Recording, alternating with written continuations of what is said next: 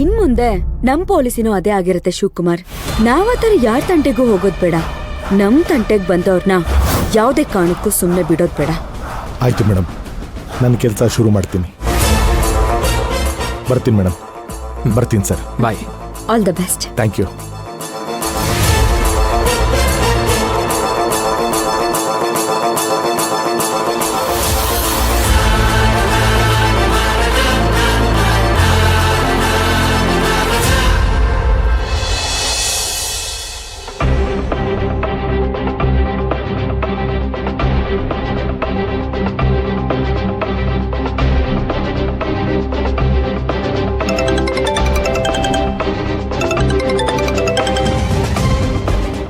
ಇವಳು ಯಾಕೆ ಕಾಲ್ ಮಾಡ್ತಾ ಇದ್ದಾಳೆ?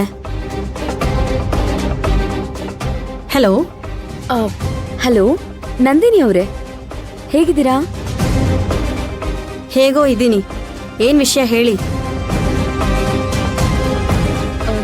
ಸಾರಿ, ಲಾಸ್ಟ್ ಟೈಮ್ ನಿಮ್ಮ ಅಣ್ಣ ನಿಮ್ಮನ್ನ ಮನೆಯಿಂದ ಆಚೆ ಹಾಕ್ದಾಗ ನನಗೆ ಏನು ಸಹಾಯ ಮಾಡಕ್ಕಾಗಿರ್ಲಿಲ್ಲ. ಯಾಕಂತಂದ್ರೆ ವಿಷಯ ತುಂಬಾ ಗಂಭೀರವಾಗಿತ್ತು. ಸ್ಕೂಲ್ ಬಗ್ಗೆ ಸೋಷಿಯಲ್ ಮೀಡಿಯಾದಲ್ಲಿ, ಟಿವಿ ನ್ಯೂಸ್ ಅಲ್ಲಿ ಎಲ್ಲಾ ಕಡೆನೂ ಸುದ್ದಿ ಆಗ್ಬಿಟ್ಟಿತ್ತು. ನಮ್ ಸ್ಕೂಲ್ಗೆ ತುಂಬಾ ಕೆಟ್ಟ ಹೆಸರು ಬಂದ್ಬಿಟ್ಟಿತ್ತು. ಅಂತ ಸಮಯದಲ್ಲಿ ನಾನ್ ನಿಮ್ ಪರ ಇದ್ರೆ ನನ್ ಮೇಲ್ ಡೌಟ್ ಬರುತ್ತೆ ಅಂತ ಸುಮ್ನಾದೆ.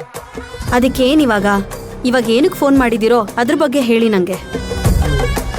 ಈ ಗಂಡು ಪ್ರಧಾನ ಸಮಾಜದಲ್ಲಿ ನಾವ್ ನೆಮ್ಮದಿಯಾಗಿರ್ಬೇಕು ಅಂತ ಅಂದ್ರೆ ನಾವಿಬ್ರು ಒಂದಾಗ್ಬೇಕು.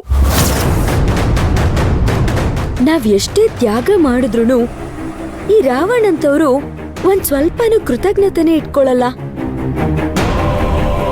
ಅದಕ್ಕೆ ಆ ರಾವಣ್ ಮೇಲೆ ಸೇಡ್ ತೀರ್ಸ್ಕೋಬೇಕು ಅಂತ ನಿರ್ಧಾರ ಮಾಡಿದೀನಿ.